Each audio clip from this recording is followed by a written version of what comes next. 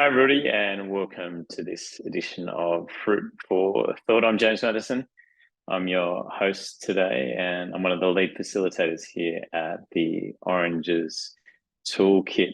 Joining us today, we're going to be speaking with Bev Aisbett. Now, Bev is a mental health expert, highly regarded in her field. Not only is she a talented counsellor, but she's also an accomplished author and also an illustrator and painter. And a lot of her work encompasses the merging of both her written work and also the artwork that she does. She's the author of 19 books, so she's always very busy with her writing and her painting.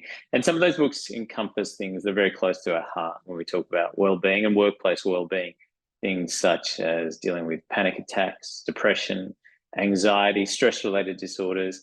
And her most recent book is on burnout, something that we here at the Oranges Toolkit offer workshops on ourselves. It is the big book of burnout, what happens, why it happens, what it is, and how to stop it before it stops you. Bev joins us now. Thanks so much for your time and making space for us, Bev. Thanks very much, James. Nice to be here.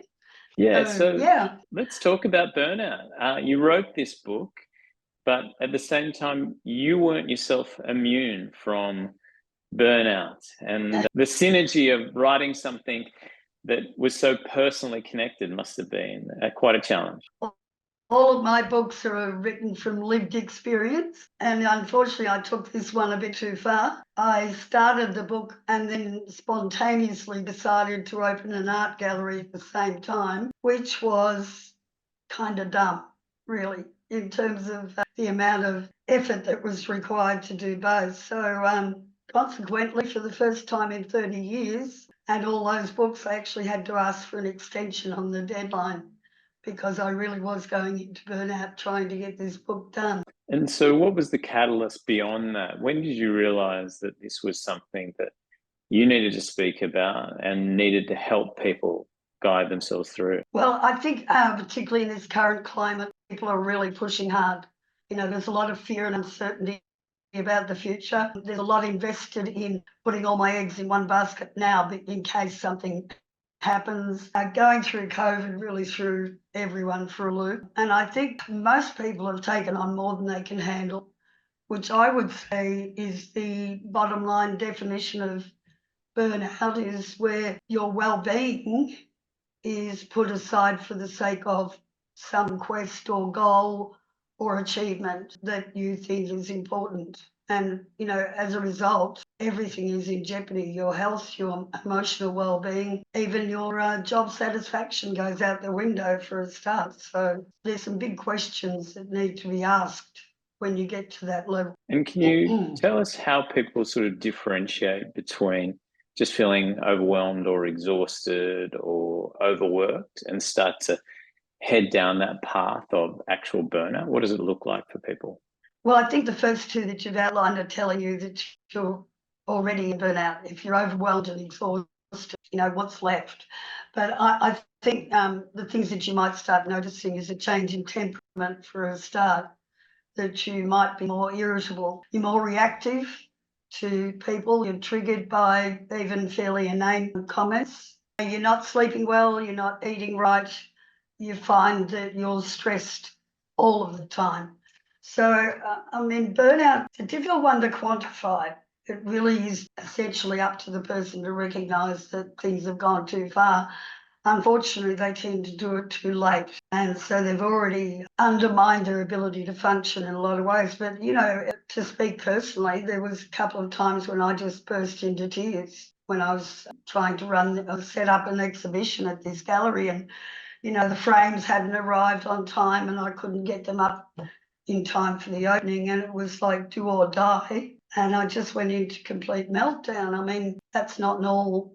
That's not okay. So if you find that you're very reactive to things around you that normally wouldn't bother you so much, time to have a reassessment of the situation. Yeah, when you talked about bursting into tears, I was in session a couple of weeks ago and a woman who hadn't noticed it in herself, got a bit of feedback from her husband, who noticed that when she'd get home from work, often she would be in tears. And so she expressed the fact that she had this blind spot. She didn't realize, because it had been so slow, the sort of descent into burnout, it had been other people who had clocked the signs. Yeah, that's a very good point. Actually, one of the things to notice is people starting to walk on eggshells around you. They're finding your work relationships getting pretty strained. That's probably a good sign that things aren't right with you.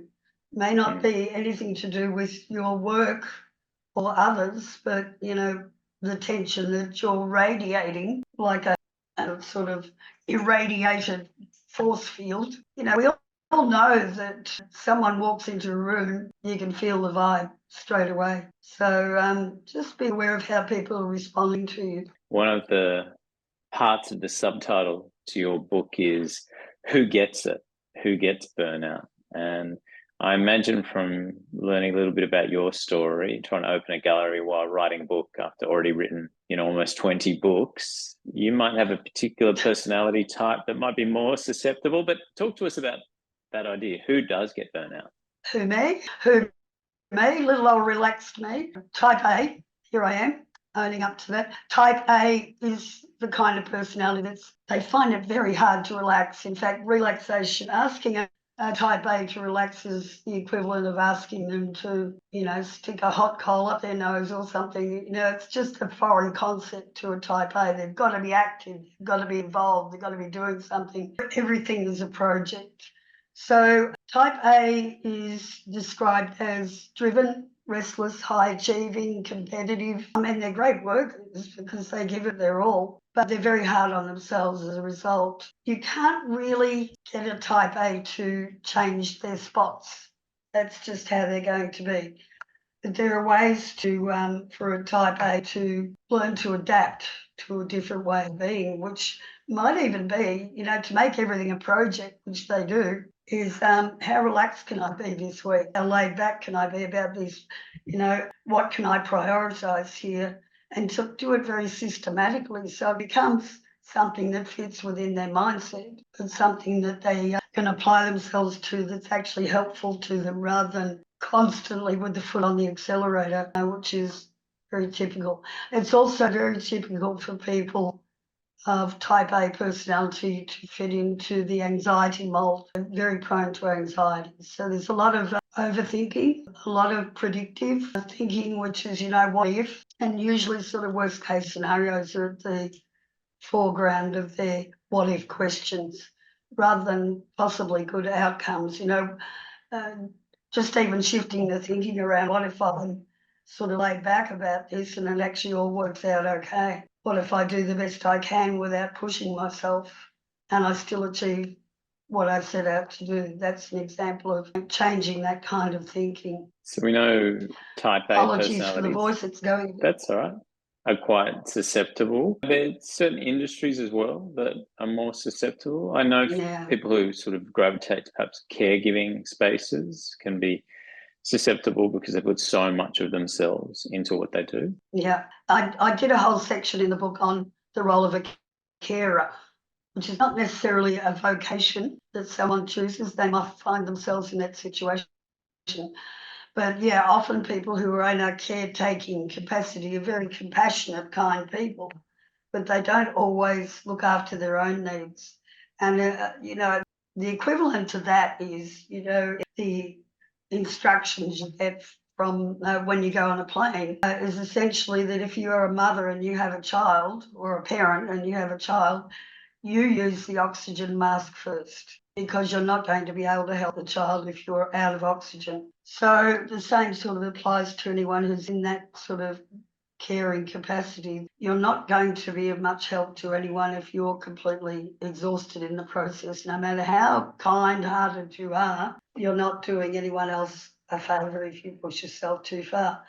But obviously there are professions that are really high stress just by nature. Take a surgeon, for example, or a nursing during COVID, my goodness, or doctors, or any of the emergency service staff. So the question there is, are they all going to collapse from burnout? No, they're not. Some people aren't. You know, is a surgeon going to fall apart because he's doing a 12-hour surgery? So what's the difference there? And if you wouldn't mind, I'd just sort of like to outline a few of those. I guess it's all about how you approach the situation, really. And you can push yourself to the limit, or you can work within the means that you have. And I think those who do well in this regard are those who have a very balanced approach to it.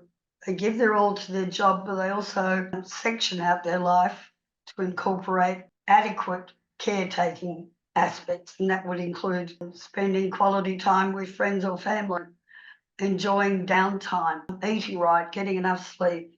So it balances out the high intensity. But it's very much an approach. Is it a do or die? I mean, being an author, I'm used to deadlines, and you can be very obedient to a deadline and kind of kill yourself in the process. But I've done a cartoon on this, which is the author and her muse trying to get the job done in time for the deadline, staying up all night because the ideas haven't flowed. And then finally, you know, having coffee all night and staying up and they're ragged and exhausted, sending it off, only to receive an out of office reply, I'll be back in a week, I'm on holidays, or I'm on sick leave. So, you know, it's amazing how flexible these things can be when need be. I'm not saying ignore the timeline, but do it within your means. And ask for an extension if you need to. Ask for the help if you need to. Type A's are also notorious for not asking for the help that they need. They like to see themselves being able to, you know, be competent in everything they do. So asking for help seems like a weakness, but it's not. You know, if you're struggling, then ask. Someone can say yes, someone can say no. What are some of those barriers for a lot of people, rather than just type A personalities, when we're in a workplace or we're in an office environment? What are some of the things internally that stop us from actually saying, hey, I need help here? And how can we try and cultivate the ability to be better at that? I think there's a lot of fear around job vulnerability at this time. So you don't want to see yourself as a troublemaker by making demands. But essentially you might find that actually there's a lot of leeway to be had with that. Someone may, you know, your boss, your manager, or your, you know, colleagues may not really have any idea of how much you're struggling. If you're used to doing it all by yourself without reaching out, that's going to be expected of you. And the same goes in the private sector as well. You know, you'll see people martyr themselves, particularly this time of year, Christmas. There's poor old mum, and she's up at dawn and she's cooking the dinner for 20 people and, you know, falls face first into the Christmas pud out of exhaustion. But the thing is, she hasn't asked for help, and people are used to her taking on the role entirely. So, you know, whose responsibility is it? Yeah, and we talk about that in a workplace as well. Like, often people feel like the burden is always on themselves to be able to keep up with the deadlines, with the workloads. And I guess you sort of point to that idea, it's a balance. You know, we need to have employers come to the table, understanding them, but we also need employees to communicate when it is too much. Yeah, yes, absolutely. The power of the word no too, you know. If there are unreasonable demands, are you pointing out that they're unreasonable for you? Or are you just doing that overtime because you're afraid that if you don't, you might be seen as incompetent or whatever else? I think in the end, we need to take a big picture look at why we do anything. Why are we doing this job? And, you know, are you still loving what you do? And if you're not, why are you doing it? And if you're not, how can you change it so you do start to enjoy it again? What is it that's causing you the stress and the overwhelm in the first place? This book started out with a fairly small idea. It seemed quite obvious that burnout meant, you know, you're exhausted and tired all the time. But as I wrote it, it grew tentacles. It was much more about a lifestyle, about an approach to the things that you enjoy. It's possible to be burnt out doing a sport that you love. So what's that mean? You've taken it too far. And then on and on. It actually is quite a philosophical issue in the end. But it is about asking those questions. Why am I doing this? How far am I going to push myself before I say it's too much? And how will I know when I've achieved this goal that I'm after?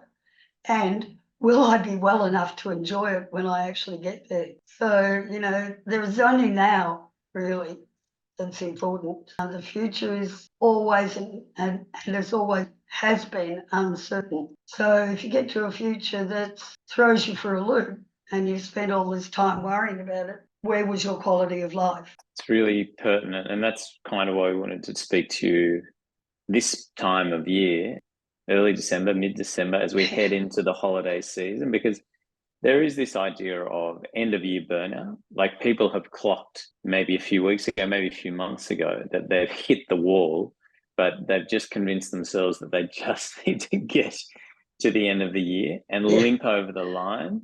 But I'm interested in that idea of, like, what does that even mean? If you limp over the line and you get to your holidays and you get there and you're absolutely cooked, and what sort of quality can you bring to your actual holiday, to the time you're going to spend with your family? Can you talk a little bit about that? Sometimes we set these benchmarks that are in the future, that we just need to get over this hill, but sometimes that can be quite harmful. Yeah. I mean, in that context, is it a holiday or is it recovery? It's almost like you're going to be spending that time, which should be enjoyable, trying to recover physically, emotionally, and mentally. So you're not really able to participate in the thing that you've worked so hard to achieve.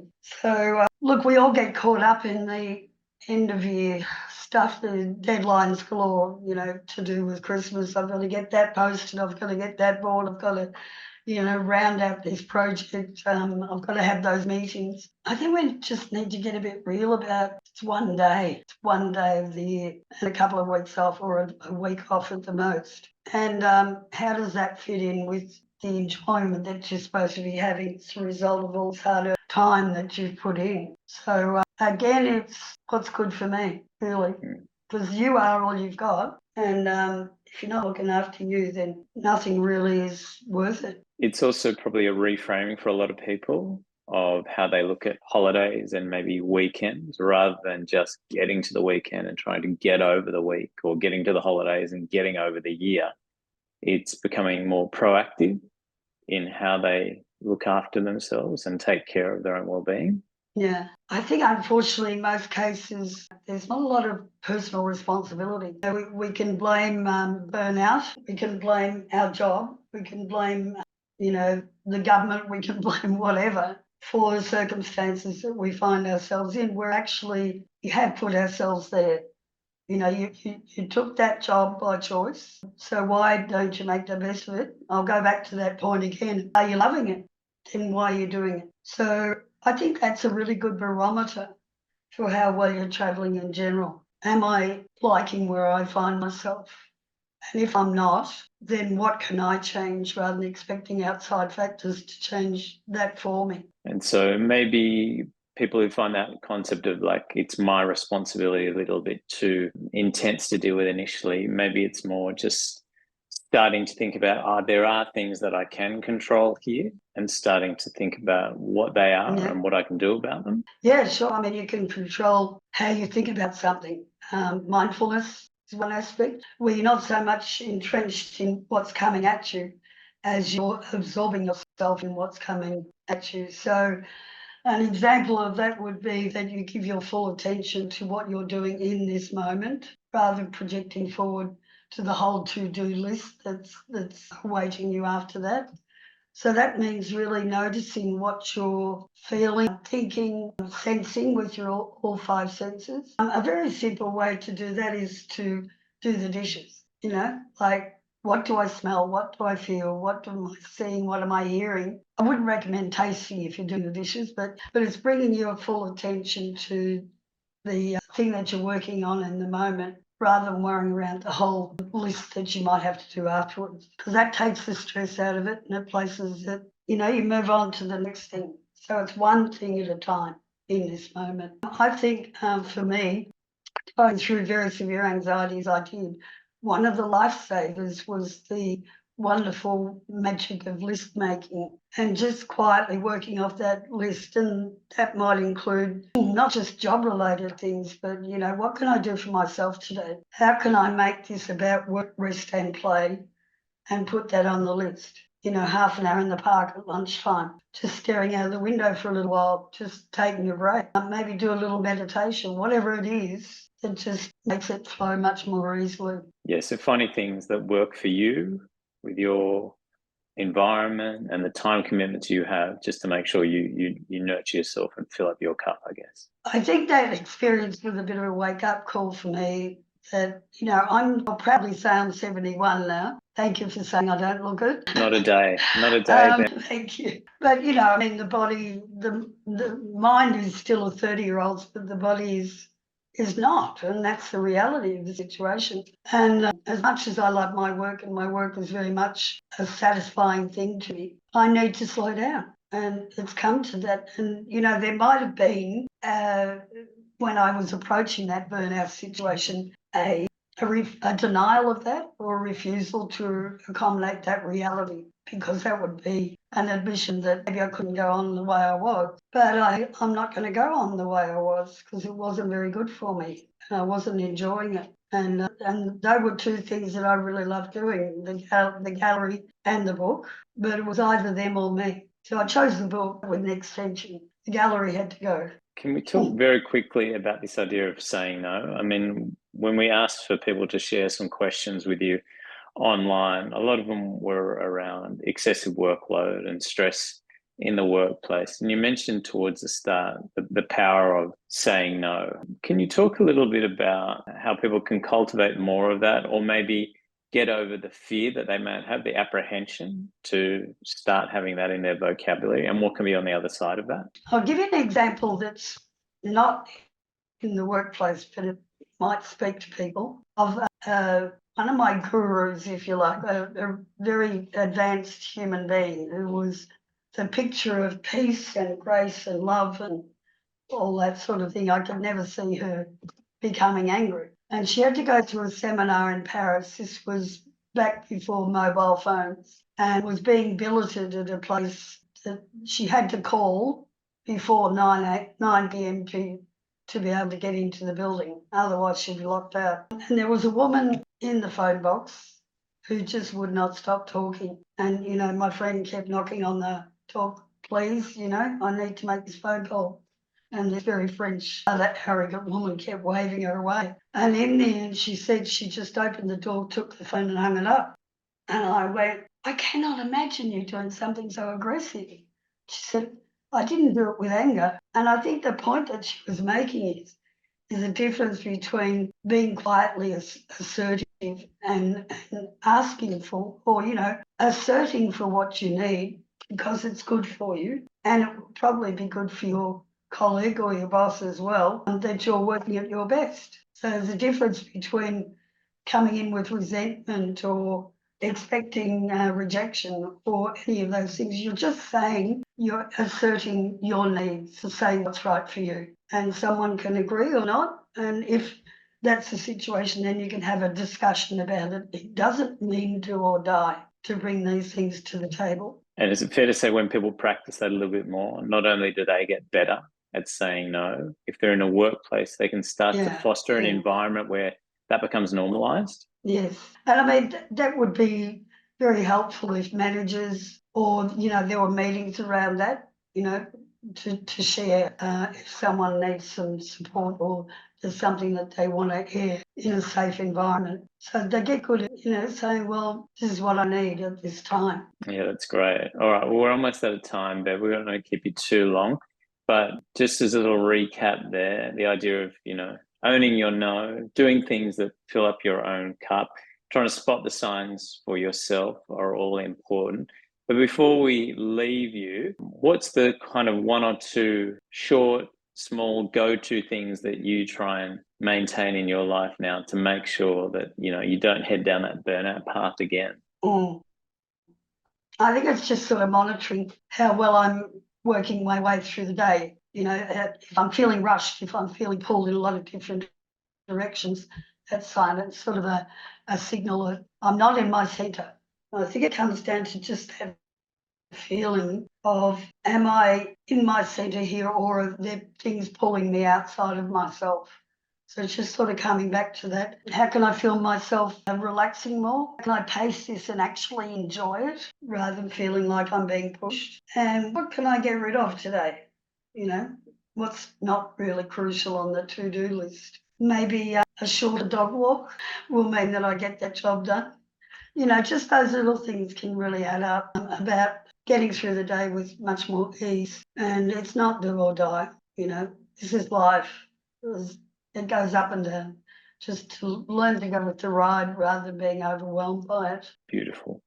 All right. Thank you for your time today, Bev. Your book, The Book of Burnout, is out now, and you're feeling you might want to explore that a little bit more. There it is there. You can pick that up. Or maybe give it to someone as a Christmas present if you're feeling that they're teetering on the edge.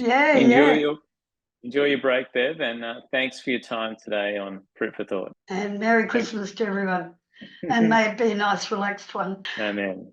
Thanks for joining us, everyone, and we appreciate your time. We'll see you next time on the webinar.